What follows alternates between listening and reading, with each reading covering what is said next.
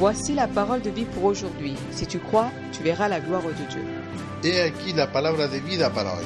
Si tú crees, verás la gloria de Dios.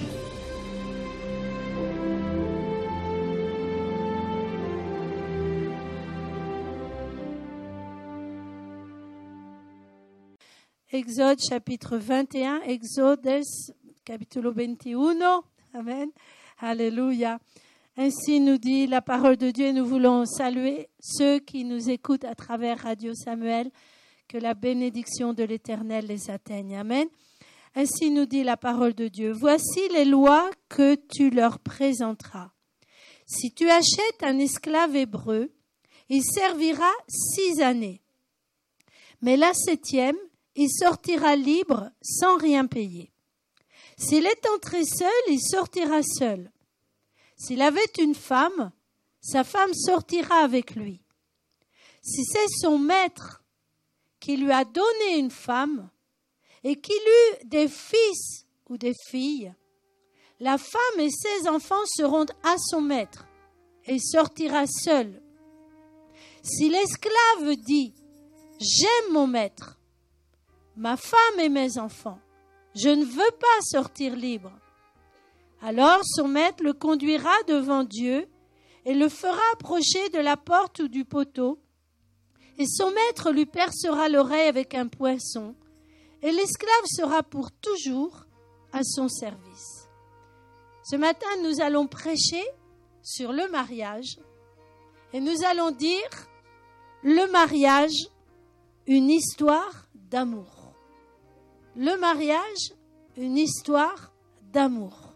Alléluia. Gloire à Dieu. Seigneur, ce matin, nous sommes là devant toi, dans ta présence, Seigneur, pour te dire que nous t'aimons, que tu es notre Maître, que tu es notre Seigneur. Et c'est pour cela que nous venons dans ta maison.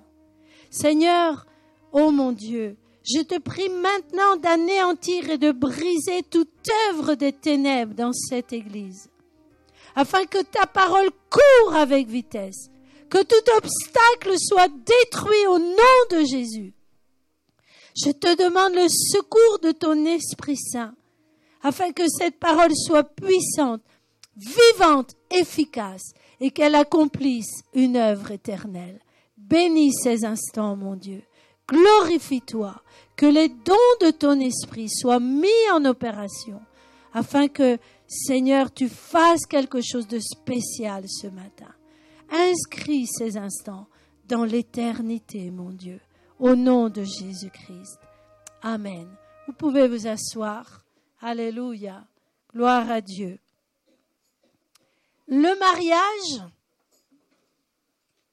une histoire d'amour. Ce titre semble bien banal. Amen. Pourtant, j'imagine que vous le savez, il y a des mariages qui n'ont rien à voir avec l'amour. Ce sont des mariages de raison, des mariages de convenance. On peut se marier pour avoir des papiers. Un étranger qui va se marier avec une Française, par exemple, pour pouvoir avoir les papiers français. On peut se marier pour des raisons politiques. Ça a lieu encore aujourd'hui. Et ça a eu lieu notamment en France pendant des siècles. Des rois se mariaient avec une femme d'un royaume voisin pour qu'il y ait la paix entre les deux nations. Amen.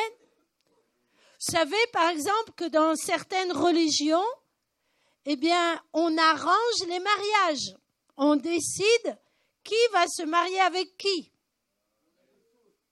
Amen. Et malheureusement, il y a des choses assez horribles qui se passent à l'intérieur de ces religions, puisque l'on accepte la pédophilie à travers la religion, entre autres la religion musulmane, dans certains pays. Amen. Gloire à Dieu. Bien. Mais Dieu a désiré le mariage entre un homme et une femme, il faut le préciser aujourd'hui. Nous le voyons dès le livre de la Genèse, lorsque Dieu a créé l'homme et ensuite la femme. Et c'est lui-même qui a officié, qui a fait le service, la cérémonie du mariage. Amen. Et nous répétons qu'il l'a fait entre un homme et une femme. Pas entre deux hommes, ni entre deux femmes, ni non plus entre un homme et plusieurs femmes, ou une femme et plusieurs hommes. Et là, nous voyons clairement établi le plan de Dieu pour l'humanité tout entière jusqu'à aujourd'hui, en déplaise aux lois des hommes, des êtres humains. Amen. Le mariage, c'est une institution sacrée, créée par Dieu. Alléluia. C'est un engagement mutuel entre un homme et une femme. Et cet engagement dure jusqu'à ce que la mort sépare ce couple. Que ce soit le mari qui meurt, la femme qui meurt ou les deux ensemble. Amen. Alléluia. Gloire à Dieu. Il faut le redire encore aujourd'hui. Dieu est le divorce. Il a en abomination le divorce. Son plan, c'est que l'homme et la femme soient unis pour toujours. Amen. Jusqu'à ce que la mort les sépare. Amen. Bien. Gloire à Dieu. Alors, nous avons intitulé ce message « Le mariage, une histoire d'amour ». Car Dieu a voulu mettre l'amour dans les cœurs concernant ce lien unique qui unit un homme et une femme. Amen. Gloire au Seigneur. Dieu a voulu que le mariage soit empreint d'amour, soit baigné d'amour, soit rempli d'amour. Et il est dit dans la parole de Dieu, Dieu est amour. Amen. Alors, jusqu'ici, j'espère que vous êtes d'accord avec moi. Mais écoutez bien la suite du message, parce que je vais peut-être vous surprendre un peu.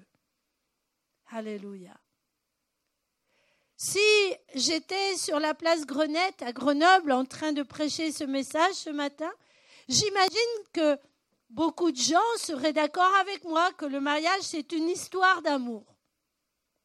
Mais je poserai la question maintenant à chacune des personnes qui m'entend et à vous donc ici ce matin. Le mariage, une histoire d'amour, mais lequel ? Quel amour ? Quel amour ? Alléluia. Nous allons voir un petit peu plus intensément, profondément cette question. Puisque le mariage, dans les plans de Dieu, est une histoire d'amour, et c'est en général le désir de ceux qui se marient, en général je dis, sauf certains cas particuliers. La question que maintenant le Seigneur nous pose, mais quel amour ? Quel amour ? Car nous allons voir qu'en fait, il peut y avoir à l'intérieur des liens du mariage diverses sortes d'amour. Et je voudrais ce matin, avec l'aide du Seigneur, avec l'aide et le secours du Saint-Esprit, que la parole de Dieu vienne sonder vos cœurs, vienne sonder mon propre cœur, et me poser la question, et vous poser la question, quel est l'amour qui t'unit dans ce mariage ? Amen. Alors, pour ceux qui sont célibataires, eh bien, prenez aussi cette parole pour vous. Peut-être qu'un jour, vous aurez ce privilège de construire un foyer. Peut-être que ce foyer est derrière vous. Alors, vous aurez peut-être le privilège de conseiller des futurs mariés ou des mariés. Amen. Alléluia. Donc, la question que nous nous posons maintenant, c'est quel est l'amour ? Quelle sorte d'amour doit régner dans mon mariage ou dans le mariage ? Amen. Premièrement, nous allons parler de ce que l'on appelle l'amour-propre. Ça aussi, c'est de l'amour. L'amour-propre. Qu'est-ce que c'est l'amour-propre? Eh bien, c'est l'amour envers soi-même.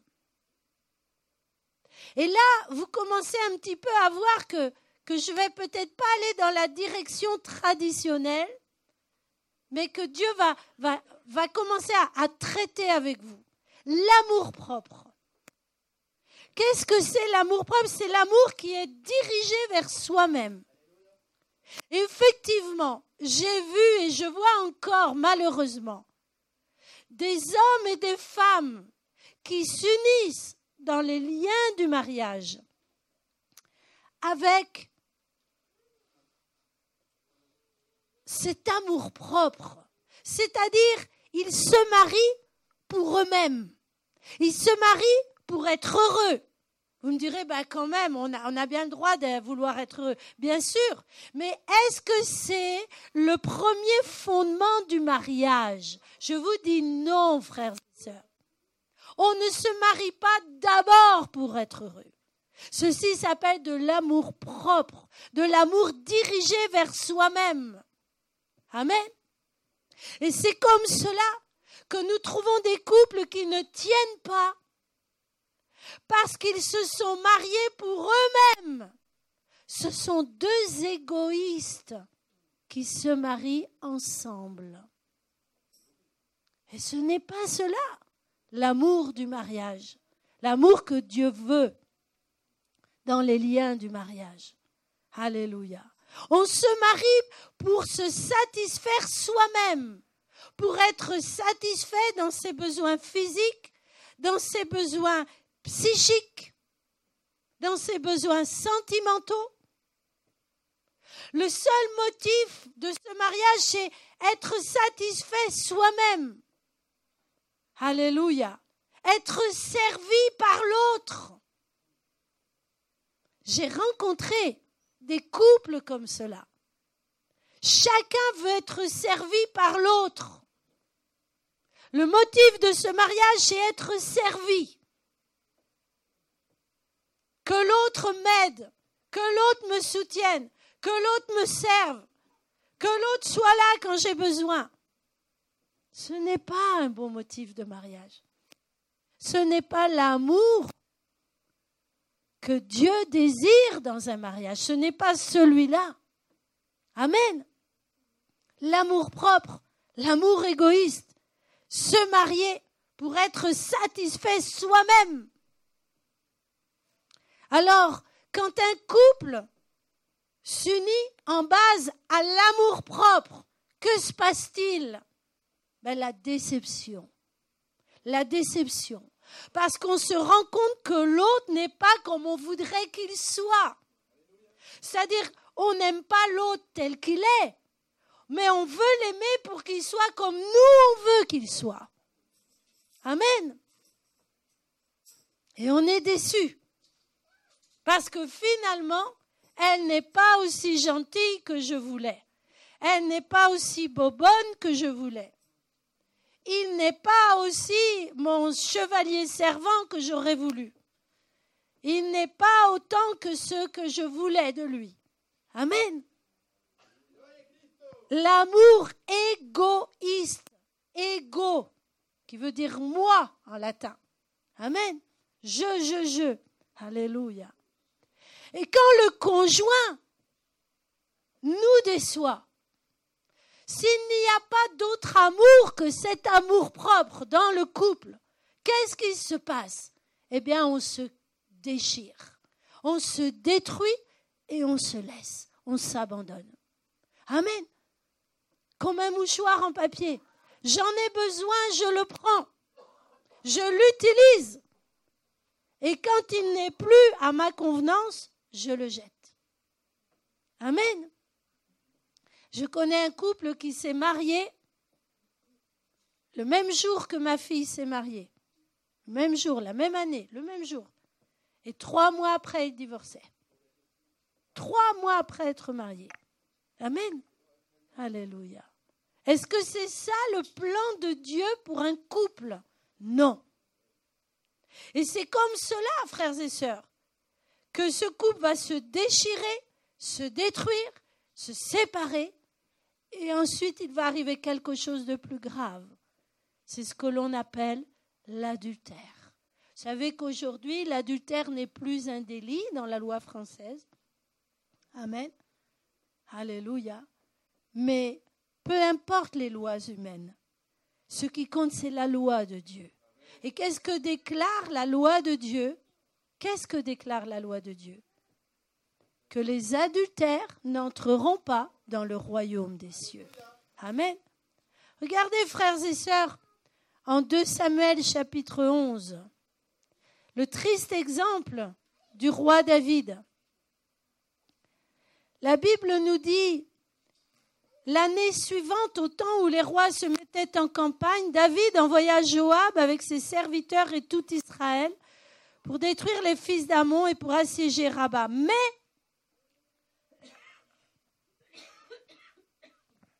Mais David resta à Jérusalem.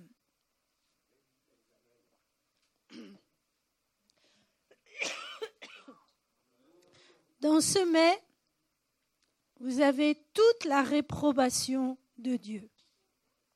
Et la Bible nous dit, un soir, David se leva de sa couche, et comme il se promenait sur le toit de la maison royale, il aperçut de là une femme qui se baignait et qui était très belle de figure.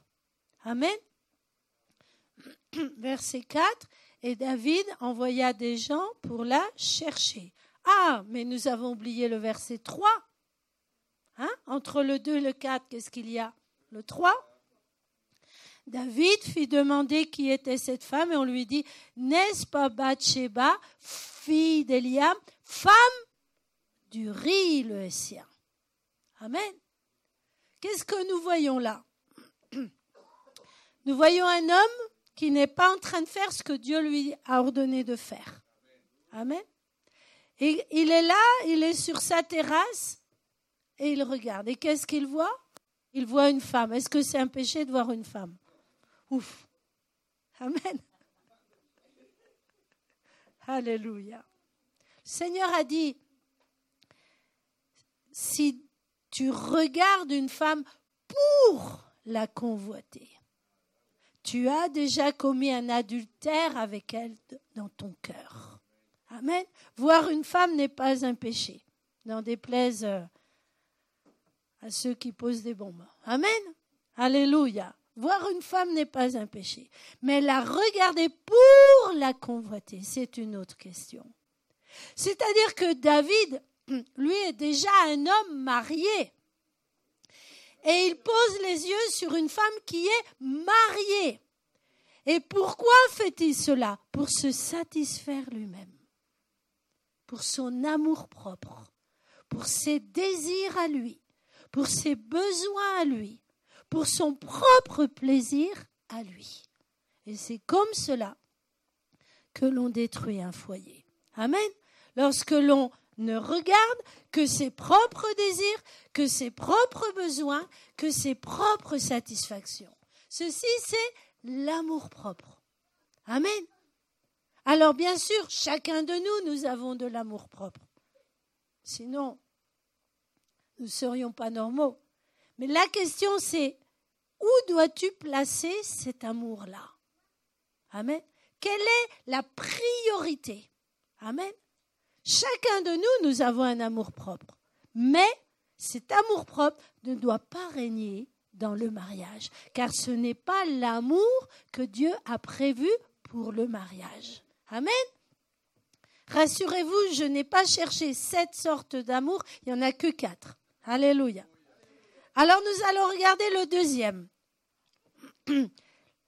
Alléluia. Le mariage, une histoire d'amour. Oui, mais lequel? Quel amour? Maintenant, nous regardons le deuxième. C'est l'amour pour le conjoint. Vous allez dire, ah ben voilà, c'est ça. C'est l'amour pour le conjoint. Amen. Alléluia. Aimer son conjoint. n'est-ce pas primordial pour se marier? Alléluia. Et Dieu le désire. Amen. Regardez quelque part où Dieu défend à un mari d'aimer sa femme. Trouvez-moi un verset où Dieu interdit à une épouse d'aimer son mari. Dieu désire l'amour pour son conjoint. Vous êtes d'accord? Je vais vous dire oui, mais ce n'est pas suffisant. Pourquoi? Parce que l'amour pour le conjoint, quand il s'arrête à être des sentiments, il n'est pas suffisant. Amen. Il n'est pas suffisant. Gloire à Dieu. Béni soit le nom du Seigneur. Pourquoi? Je vais vous le dire tout simplement. Parce que le sentiment, ton mariage ne peut pas être basé sur tes sentiments. Alors mes frères hispaniques, ils vont avoir des difficultés à comprendre. C'est un jeu de mots. Sentimiento. Tendríamos que decir el sentir miente. Amen. En français, on dit le sentiment. Le sentiment. C'est-à-dire, qu'est-ce que je suis en train de dire là? Ce que tu ressens aujourd'hui pour ton mari ou pour ta femme, cet amour que tu ressens, si tu ne le places pas en Dieu, demain, Satan peut détruire cet amour. Et autant tu aimes ton époux ou ton épouse aujourd'hui, autant demain tu peux le haïr. Vous allez dire, mais comment? Mais oui. Nous allons voir un exemple dans la parole de Dieu. 2 Samuel, chapitre 13. C'est un tout petit peu plus loin que 2 Samuel, chapitre 11. Nous avons là l'exemple terrible de la famille de David. Parce que vous savez, frères et sœurs, quand on viole la loi de Dieu, il y a des répercussions, non seulement sur notre propre vie, mais sur toute notre famille, de génération en génération. David a violé la loi de Dieu. David a méprisé la parole de Dieu. Il est tombé volontairement dans l'adultère et il y a eu des conséquences sur toute sa famille, sur toute sa lignée. Amen. On ne se moque pas de Dieu. Dieu est saint. Amen. Et chaque fois que l'être humain brise un commandement de Dieu, il y a des conséquences tragiques pour sa vie et pour sa famille. Alors que va-t-il se passer dans la famille de David? La Bible nous dit, nous prenons chapitre 13, verset 1. 2 Samuel 13, 1. Après cela, voici ce qui arriva. Absalom, fils de David, avait une sœur qui était belle et qui s'appelait Tamar. Et Amnon, fils de David, l'aima. Alors là, vous avez, c'est pas un problème, c'est un nœud de problème. Et ce problème, il a pour origine la polygamie. Je vous ai dit tout à l'heure que Dieu, il a créé un homme pour une femme. Et chaque fois que l'on sort des plans de Dieu, il y a des conséquences. Ainsi, David avait non seulement une femme, mais il en avait plusieurs. Et ça, ce n'était pas dans les plans de Dieu. Amen. Et que se passe-t-il? Il y a une jeune fille, là, qui est au milieu, qui s'appelle Tamar, qui est très belle. Et il y a l'un de ses demi-frères, amen, c'est-à-dire fils du même père, mais pas de la même mère, qui tombe amoureux fou de sa demi-sœur. C'est ce qu'on appelle l'inceste. Amen. L'inceste. Alléluia. Pourquoi? Parce que David lui-même a ouvert la porte de l'immoralité dans sa famille. Amen. Alléluia. Et la Bible nous dit, verset 2, Amnon était tourmenté jusqu'à se rendre malade à cause de Tamar, sa sœur, car elle était vierge, et il paraissait difficile à Amnon de faire sur elle la moindre tentative. Cet homme devient amoureux fou de sa demi-sœur. Il en est fou jusqu'à en devenir malade, à refuser de manger. Est-ce qu'il l'aimait? Mais oui, il l'aimait. De toutes ses forces. Amen. Et que nous dit la parole de Dieu? Alléluia. Regardez. Donc, il avait un ami qui lui dit, qu'est-ce qui ne va pas avec toi? Il lui dit, voilà, pourquoi deviens-tu ainsi chaque matin plus maigre, toi, fils du roi? On écoute. Cet homme était tellement amoureux qu'il ne mangeait plus. Il aimait cette femme. Il l'aimait de toutes ses forces. Amen. Et Amnon lui répondit, j'aime Tamar, sœur d'Absalom, mon frère. Je l'aime. Il proclame avec sa bouche qu'il l'aime. Il en est amoureux fou jusqu'à ne plus manger pour elle. Amen. Alléluia. Mais regardez ce qui se passe. Il va lui dresser un piège. Il va lui demander de lui préparer de la nourriture. Amen. Attention, mesdames, quand vous préparez de la nourriture pour monsieur. Alléluia. Il va lui demander de préparer de la nourriture. Et là, il lui dresse un piège. Il dit, bon, que tout le monde sorte, qu'elle vienne dans ma chambre. Nous avons là une mesure que nous mettons en place dans notre Église du mouvement missionnaire mondial. On ne laisse jamais un homme et une femme qui ne sont pas mariés ensemble, sauf s'ils sont frères et sœurs, amen, dans la même pièce tout seuls ou dans la même voiture. Amen. Vous allez dire, oh, ils exagèrent. Non. Il y a eu des précédents. On sait ce qu'on fait. Amen. Bien. Gloire à Dieu. Et, alléluia, lorsque tout le monde est parti, il se jette sur elle. Amen. Il se jette sur elle. Alléluia. Et que nous dit la parole de Dieu? C'est là où je veux en venir. Amen. Elle lui répondit, non, mon frère, ne me déshonore pas, car on n'agit point ainsi en Israël. Verset 12, ne commets pas cette infamie. Où irai-je avec ma honte? Amen. Verset 14, mais il ne voulut pas l'écouter, lui fit violence, la déshonora et coucha avec elle. Verset 15, puis Amnon eut pour elle une forte aversion, plus forte que ce que n'avait été son amour. Et il lui dit, lève-toi, va-t'en. Regardez bien cet homme. Il est amoureux fou d'une femme jusqu'à ne plus manger pour elle. Et une fois qu'il obtient ce qu'il désirait tant, le senti change. Le sentiment change. Le sentiment. Et il est dit qu'il a eu pour elle une haine plus forte encore que son amour. Ce que je veux te dire, mon frère, ma sœur et mon ami, c'est que le sentiment d'amour pour l'autre n'est pas une base solide et fiable.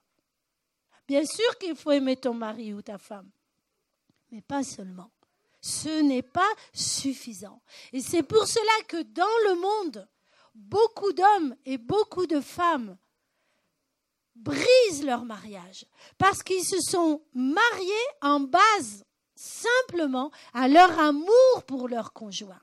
Et qu'est-ce qui se passe? Monsieur va au travail et là, il travaille avec une collègue. Et cette collègue, elle est plus belle que sa femme. Et cette collègue, elle est plus gentille. Et cette collègue, elle est plus compréhensive. Et ceci et cela. Amen. Et madame, elle va aussi au bureau ou ailleurs, et là, elle rencontre, ou elle va au club de danse ou au club de gym, et là, le prof de gym, il est beaucoup musclé, beaucoup mieux que son mari. Amen. Ah, mais alors lui, il a un corps magnifique. Alléluia. Amen. Alléluia. Et il a une douceur, et il est gentil, et quand ils font les exercices ensemble, il y a une harmonie, etc. Et vous connaissez la suite. Amen. Et peu à peu, le cœur qui au départ était tourné vers son conjoint va se détourner du conjoint pour se tourner vers une tierce personne. Et c'est comme cela que Satan détruit les couples. Amen. L'amour pour ton conjoint, le sentiment pour ton conjoint n'est pas suffisant. C'est la base des mariages d'aujourd'hui. C'est la base des couples d'aujourd'hui. Ils se marient en base à leur amour sentimental. Amen. Et ce n'est pas suffisant. Parce que le diable est expert pour détruire les couples, pour détruire les mariages. Amen. Alléluia. Gloire à Dieu. C'est son travail, parce qu'il sait qu'en détruisant les couples, il détruit la société. Et il sait que les adultères n'entreront pas dans le royaume des cieux. Et il sait qu'un enfant qui a ses parents séparés, c'est une souffrance dans la vie de cet enfant, qui va durer jusqu'à son âge adulte. Amen. Donc, je vous ai dit ce matin, le mariage, une histoire d'amour, mais lequel? Alléluia. Le sentiment pour ton conjoint, il faut le cultiver, bien sûr. Il faut aimer ton mari, il faut aimer ton épouse, mais ce n'est pas suffisant. Ce n'est pas la garantie de ton mariage. Amen. Alléluia. C'est très important, frères et sœurs, que nous, les chrétiens, nous comprenions cela. Parce que les gens du monde, ils n'ont pour base du mariage que cela, l'amour sentimental. Et c'est pour cela que leur couple est détruit. Amen. Si tu ne vas pas plus loin dans ton amour, dans le mariage, ton mariage est bien fragile. Bien fragile. Amen. Gloire à Dieu. Alors, qu'est-ce qu'il faut rajouter à l'amour pour le conjoint, pour que le mariage soit solide, que le mariage passe à travers les années? Samedi, nous étions ici en train de célébrer un mariage magnifique. Et le pasteur disait, a demandé aux époux s'ils étaient d'accord pour être fidèles l'un à l'autre, quelles que soient les circonstances, que ce soit dans la maladie, que ce soit dans la souffrance, dans les épreuves de la vie. Alors que faut-il de plus que l'amour sentimental pour son conjoint, pour que le couple tienne bon à travers les épreuves? Parce que les épreuves, nous en aurons toujours. Jésus a dit, nous avons lu ce texte lors du mariage, l'insensé a construit sa maison sur le sable. Les torrents sont venus. Les vents sont venus, les tempêtes sont venues, et la maison s'est écroulée. Mais le sage, sur le roc, a bâti sa maison. Le vent a soufflé, la tempête est venue, les pluies sont venues, et la maison a résisté. Pourquoi? Parce que cette maison n'était pas bâtie sur des sentiments humains, elle était bâtie sur le roc. Amen. Donc de quoi j'en viens maintenant à vous parler? De l'amour pour Dieu. De l'amour pour Dieu. Charles Stewart, qui plus tard a créé ce que nous connaissons comme la CLC, lorsqu'il s'est fiancé à une jeune fille chrétienne, il était converti. Il lui a dit, écoute, je veux bien qu'on se marie ensemble, mais à une condition. Vous comprenez le français, oui? Oui. À une condition, c'est que tu aimes Dieu plus que moi. Et ça, je vous le dis, frères et sœurs, je le vis chaque jour depuis 34 ans.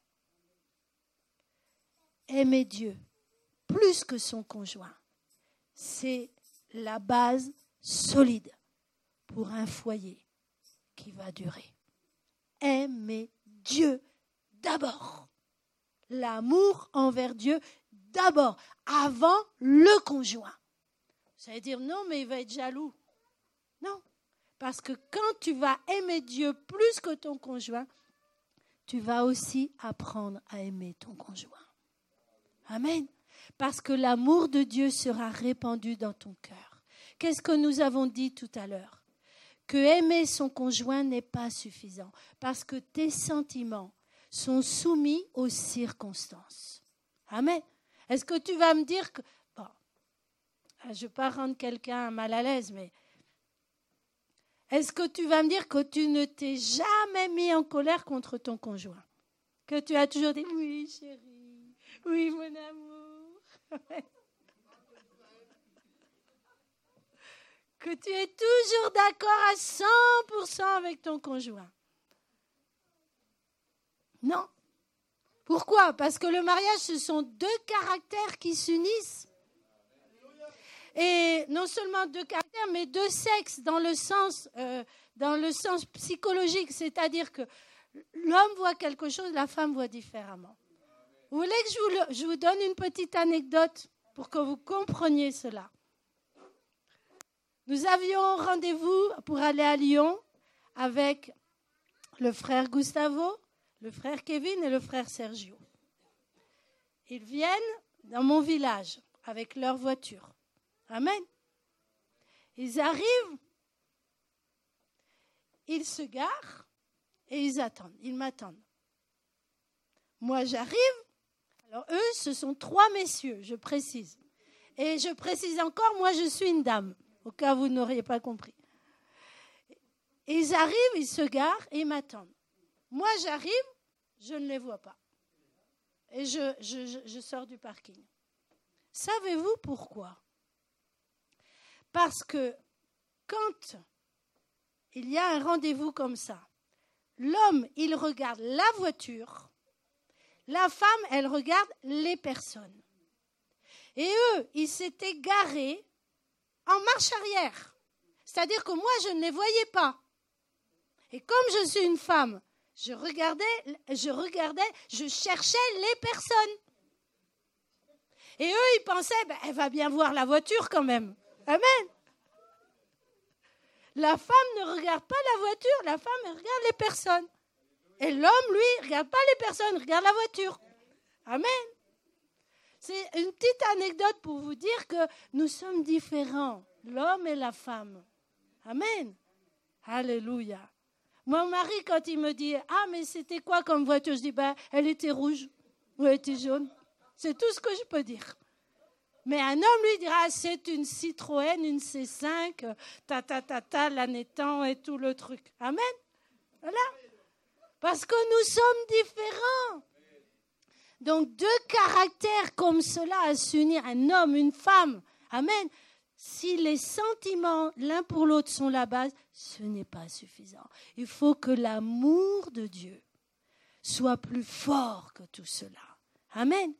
Si tu aimes Dieu plus que ton conjoint, l'amour de Dieu va te préserver du péché et des erreurs. Est-ce que tu veux le voir dans la Bible, ça? Quand quelqu'un choisit d'aimer Dieu plus que son amour-propre ou plus que son conjoint, Dieu va le garder. Alors nous allons le voir. Nous allons aller dans Genèse chapitre 39. Gloire à Dieu. Genèse chapitre 39. Nous avons là l'histoire de Joseph. Joseph est un esclave hébreu qui a été vendu et qui arrive dans une famille en Égypte.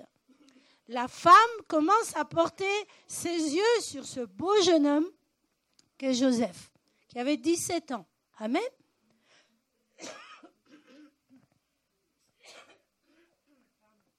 Le problème, c'est que cette femme est mariée. Amen, c'est Madame Potiphar. Après ces choses, verset 7, il arriva que la femme de son maître porta les yeux sur Joseph et dit, couche avec moi. Il refusa et dit à la femme de son maître, voici mon maître ne prend avec moi connaissance de rien dans la maison. Il a remis entre mes mains tout ce qui lui appartient. Il n'est pas plus grand que moi dans cette maison. Il ne m'a rien interdit, excepté toi, parce que tu es sa femme. Et regardez comment Joseph conclut-il. Comment ferais-je un aussi grand mal et pécherais-je contre Dieu? Quoiqu'il parlât tous les jours à Joseph, qu'elle parlât tous les jours à Joseph, il refusa de coucher auprès d'elle et d'être avec elle. Hein, regardez bien la nuance encore là. D'être avec elle. Amen. Cette notion de sagesse dont je vous ai parlé tout à l'heure. Amen. Le chrétien ne s'expose pas. Amen. Dans cette œuvre, on ne laisse pas un homme et une femme dans une voiture tout seuls, s'ils ne sont pas mariés ou s'ils ne sont pas de la famille. Amen. Gloire à Dieu. Mais regardez, qu'est-ce qui a fait que Joseph refuse d'aller avec cette femme? Regardez bien. Lui, il est esclave. S'il va avec cette femme et qu'il s'arrange pour faire disparaître le mari, qu'est-ce qui va se passer? Il va être le maître de la maison. Un esclave va devenir héritier de la maison. Son amour-propre, pour lui, c'était intéressant pour son amour-propre. Mais il a laissé son amour-propre de côté. Cette femme, je m'imagine qu'elle était séduisante, qu'elle était agréable. Elle avait de l'expérience dans le domaine. Amen. Il aurait pu conclure avec elle, c'est prendre d'elle, avoir de l'amour pour elle. Mais non, il a mis cela de côté. Et qu'est-ce qui a prévalu? Qu'est-ce qui a été le plus important pour lui? L'amour envers Dieu, la crainte de Dieu. Amen. Si tu aimes Dieu plus que ton amour-propre, plus que ton conjoint, Dieu te gardera, Dieu te préservera. Tu verras les tempêtes, tu verras les tentations, mais toi, tu seras vainqueur. Que 1000 tombent à ta droite, que 10 000 tombent à ta gauche, toi, tu ne seras pas atteint. Amen. Regardons un autre exemple. Genèse chapitre 24, un petit peu avant. C'est l'histoire d'Isaac. Isaac, il a déjà un certain âge, pour ne pas dire un âge certain. Quel âge a-t-il? 40 ans. À 40 ans, on peut avoir envie de se marier. Amen, si on ne l'est pas encore. Alléluia. Gloire à Dieu. C'est un homme mûr. Amen. Mais le problème, pour se marier, il faut être deux, au moins. Parce qu'il faut aussi l'agent civil qui accomplisse la cérémonie. Amen. Et où est sa moitié? Comme disent les Espagnols, sa moitié d'orange, où est-elle? Amen. L'âme sœur, où est-elle? Regardez, nous allons au verset 62. Cependant, Isaac était revenu du puits de Lacaïrol et il habitait dans le pays du Midi. Un soir qu'Isaac était sorti pour méditer dans les champs, il leva les yeux et regarda. Et voici, des chameaux arrivaient. Et avec les chameaux, qu'est-ce qu'il y avait? Rebecca, la belle Rebecca. Cet homme-là, où est-ce qu'il fait sa demeure? Près du puits de Lacaïrol, qui signifie Dieu est celui qui vit et qui me voit. Amen. C'est-à-dire que c'était un homme spirituel. Il avait conscience que Dieu est vivant et il avait conscience que Dieu le voyait. Quand tu es en train de soupirer dans ton célibat, est-ce que tu sais que Dieu est vivant et qu'il peut faire ça et t'amener ta Rebecca? Peut-être pas avec des chameaux, mais alléluia, peu importe le moyen. Il a tous les moyens qu'il veut. Amen. Et qu'il te voit. Il connaît, il sait, il connaît tes besoins, il sait quel est le désir de ton cœur, il connaît ton caractère, il sait quel style de femme t'ira bien, il sait. Amen. Mais regardez encore un autre détail. Un soir qu'il était sorti pour méditer, pour prier, pour réfléchir. Isaac était quelqu'un de profond. C'était pas quelqu'un de superficiel. Bien sûr qu'il y avait des jeunes femmes dans sa contrée. Mais qu'est-ce qu'Abraham lui avait dit? Tu ne prendras pas une femme d'ici. Je veux que ce soit quelqu'un de ma famille. Amen. Ceci nous parle de se marier à l'intérieur de l'Église. Amen. Et qu'est-ce que nous dit la parole de Dieu? Alléluia. Amen. Il était sorti pour méditer, il leva les yeux et regarda. Levez les yeux. Que Dieu nous donne des jeunes filles et des jeunes hommes qui lèvent les yeux vers le ciel, qui se tiennent près du puits du vivant qui me voit, qui se mettent à méditer, qui aient une vie spirituelle profonde, sérieuse, intense. Et au moment, alléluia, où ils vont lever les yeux vers le ciel, c'est là que Dieu va leur amener le futur conjoint. Quand on aime Dieu plus que tout, Dieu répond à nos prières. Est-ce que vous le croyez? Amen. Dieu nous conduit vers celui ou celle qu'il a préparé pour nous. Quand on met d'abord l'amour pour Dieu, avant tout, Dieu, il arrange notre mariage, il conduit notre mariage, il prépare notre mariage. Amen. Alléluia. Gloire à Dieu. Tout à l'heure, nous avons parlé de l'amour pour l'autre, l'amour du conjoint. Et je vous ai dit que ce n'était pas une base solide, une base fiable. Amen. On ne se marie pas avec quelqu'un parce qu'il nous plaît. On ne se marie pas avec quelqu'un parce qu'on l'aime. On se marie avec quelqu'un parce qu'on a demandé à Dieu sa direction et qu'on aime Dieu plus que tout. Amen. Et c'est là que les choses sont différentes. Regardez, je voulais vous parler tout à l'heure dans le livre des Juges. Je crois que je ne vous en ai pas parlé. Regardez, dans le monde, c'est comme cela que ça se passe. Juges chapitre 14, versets 1 au 3. Samson descendit à Timna. Tiens, il descend. Lui, l'homme oint par Dieu. Lui, l'homme dont Dieu a des plans. Amen. Pour qui Dieu a des plans. Alléluia. Il descend. Il descendit à Timna et il y vit une femme parmi les filles des Philistins.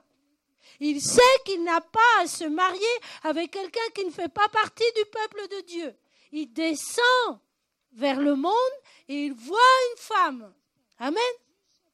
Et lorsqu'il fut remonté, il le déclara à son père et à sa mère. Il dit, j'ai vu à Timna une femme parmi les filles des Philistins.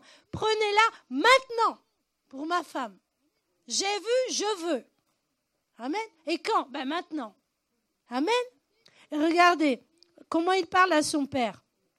Verset 3. Son père et sa mère lui dirent, n'y a-t-il point des femmes parmi les filles de tes frères et dans notre peuple que tu ailles prendre une femme chez les Philistins qui sont incirconcis? Et Samson dit à son père, prends-la pour moi, car elle me plaît. Vous voyez? C'est l'amour propre, la satisfaction de ses propres désirs et l'amour pour l'autre sans se soucier de la volonté de Dieu. Amen. Mais lorsque l'on met Dieu en avant, lorsque l'on met Dieu devant, lorsque l'amour pour Dieu est plus grand que tout dans ton cœur, alors Dieu va te donner de l'amour pour ton conjoint. Et Dieu va donner à ton conjoint de l'amour pour toi. Seigneur dit, cherchez d'abord le royaume des cieux et sa justice, et toutes choses vous seront données par-dessus. Quand on apprend à aimer Dieu d'abord, l'amour de Dieu se répand dans le foyer. Amen. Alléluia. Oh, gloire à Dieu. Et nous arrivons maintenant à l'amour tel que Dieu le désire dans le foyer. Alléluia. Nous allons retourner à notre texte. Exode 21. Parce que peut-être vous avez dit, mais qu'est-ce que c'est le rapport avec Exode 21? Alléluia. Excusez-moi.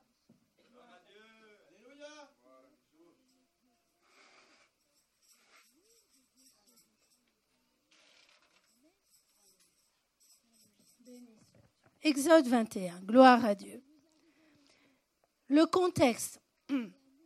Il y avait des lois en Israël. Vous savez qu'à cette époque, on acceptait l'esclavage. Amen. C'est un contexte spécifique. Amen, dans l'histoire des hommes. Mais ce que Dieu, lui, voulait, c'était que son peuple ne soit pas esclave. Amen. Alors, il avait instauré des lois pour réguler l'esclavage. Amen. Afin que le but de Dieu s'accomplisse, c'est-à-dire l'affranchissement. Alors, il prend une situation, un exemple. Il dit, voilà. Amen. Si il y a l'un de tes frères qui devient ton esclave, eh bien, il te servira pendant 6 années, mais la 7e, il sortira libre sans rien payer. Quand est-ce qu'un Hébreu devenait esclave d'un autre Hébreu? Quand il avait des dettes. Nous avons cela dans le livre des rois. Bien. Alors, si ton frère, il devient ton esclave, il te servira pendant 6 années, mais la 7e année, tu le libéreras. Amen? Bien.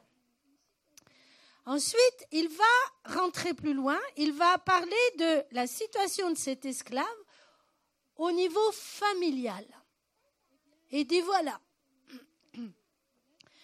si cet esclave est entré seul, il sortira seul. S'il avait une femme, sa femme sortira avec lui. Parce que Dieu ne veut pas la séparation du couple. Amen. Dieu honore le mariage. Il ne veut pas la séparation du couple. Amen. Ce n'est pas son but. Le Seigneur veut l'union dans le couple. Bien. Ensuite, il dit, alléluia, si c'est son maître qui lui a donné une femme et qu'il en ait eu des fils ou des filles, la femme et ses enfants seront à son maître et il sortira seul. C'est-à-dire que, alors là vous dites, mais c'est terrible ça, amen. Il faut bien replacer dans le contexte historique et bien voir le plan de Dieu en cela. Si c'est le maître qui a donné l'épouse à l'esclave, vous savez qu'à cette époque-là, l'esclave il était considéré comme un bien, comme une richesse. Amen. Eh bien, cette richesse appartient au maître. Donc, ce n'est pas parce que lui, il va partir que la femme esclave va être enlevée du maître, sauf à une condition. Et c'est là que nous allons venir. Il donne, parce que le plan de Dieu, rappelez-vous, c'est que l'homme et la femme ne soient pas séparés. Amen. Donc, il va donner une porte. Il va donner, comment dirais-je, une possibilité, une opportunité. Il dit, voilà, mais si l'esclave dit, j'aime mon maître, j'aime ma femme, j'aime mes enfants, alors je ne veux pas sortir libre. Alors le maître le conduira devant Dieu, le fera approcher, etc. Il y a tout un cérémonial. Qu'est-ce que Dieu est en train de marquer là? Je ne sais pas si vous le voyez, mais moi, quand j'ai lu ce verset, tout s'est éclairé à mes yeux. Comment le mariage chrétien peut-il réussir? Regardez bien. Premièrement, dire « j'aime qui? Moi-même? Mes petits besoins? Mon petit nombril? J'aime mon maître. Qui est ton maître? Dieu. Le mariage chrétien ne va réussir que si tu mets les priorités là où Dieu les veut. Premièrement, aimer qui? Ton maître, Dieu. Ensuite, il dit quoi? J'aime ma télé, j'aime mon ordinateur, j'aime ma console vidéo, j'aime ma tablette, ma femme. Premièrement, Dieu. Deuxièmement, ta femme, ton conjoint. Amen. Ton conjoint. Amen. Troisièmement, qui? Tes enfants. Il y a des femmes qui aiment plus leurs enfants que leur mari.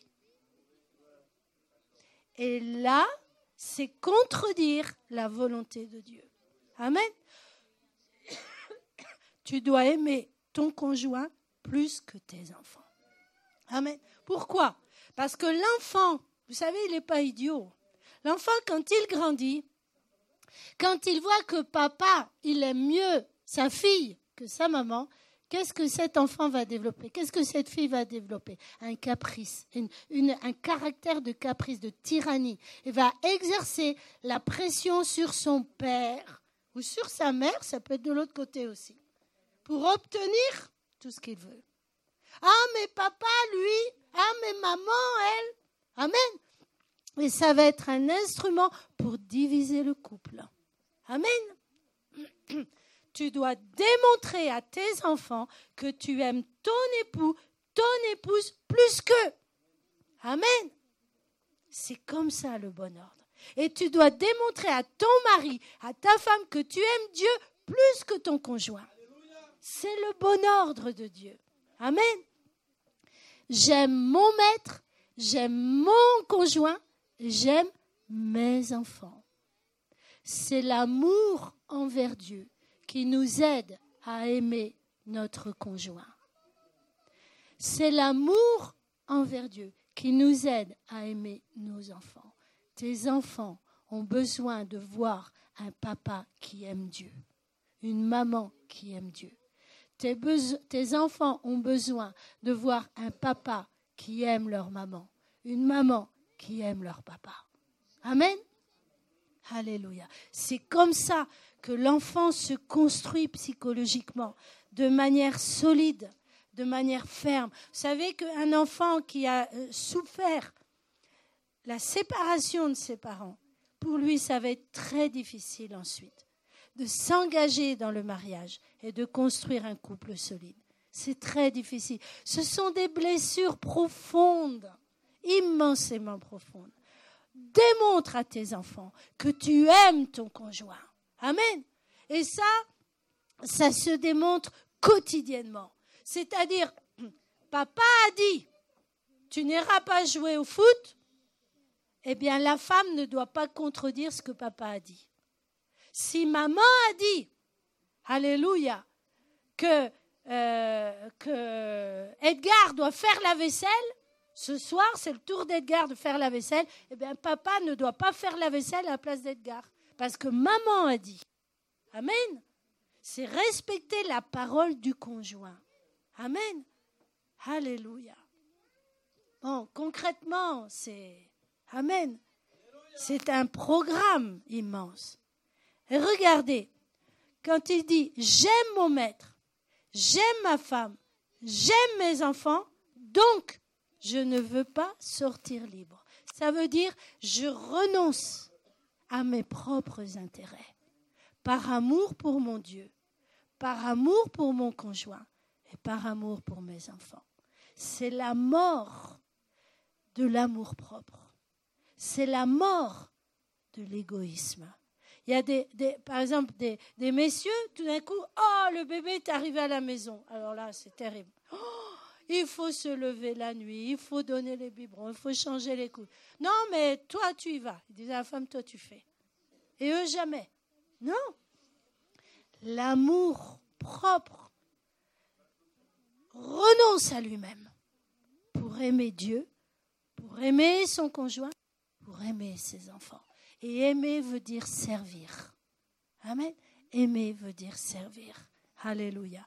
Ma liberté, mes intérêts personnels sont moins importants que mon amour pour Dieu, que mon amour pour mon conjoint, que mon amour pour mes enfants. Est-ce que vous voulez construire un foyer solide? Alors ceux qui ne sont pas en couple, recevez cette parole pour la donner à ceux qui en ont besoin. Amen. Parce que ce que je vous ai enseigné ce matin, ce n'est pas écrit dans le monde. Ce n'est pas écrit lorsqu'on va à la mairie pour se marier. Là-bas, on ne nous dit pas qu'il faut aimer Dieu d'abord. Amen. Et malheureusement, ce n'est pas écrit dans beaucoup de cœurs chrétiens. Mais c'est comme cela que nous aurons des couples solides, que nous aurons des familles solides, des familles qui servent Dieu, qui seront des colonnes pour cette Église. Amen. Dieu aime la famille. Dieu aime le couple.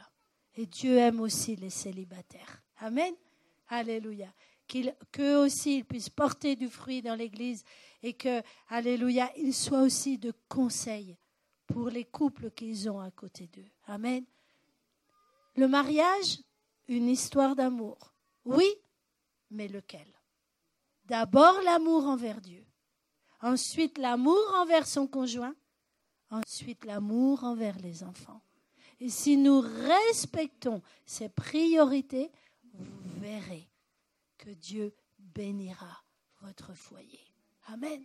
On va se mettre debout, frères et sœurs. Alléluia.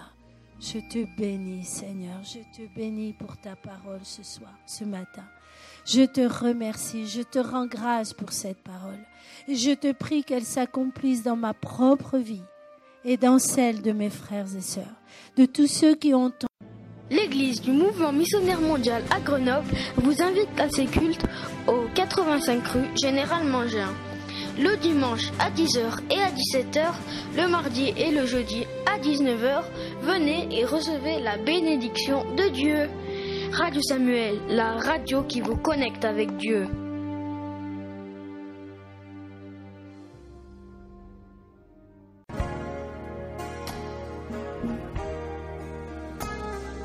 Vous avez besoin d'une prière ou si vous avez une question à nous poser, laissez-nous votre message sur Skype, Radio Samuel ou par mail mmm.technica@hotmail.fr ou mmmgrenoble@hotmail.com ou sur notre page Facebook Radio Samuel.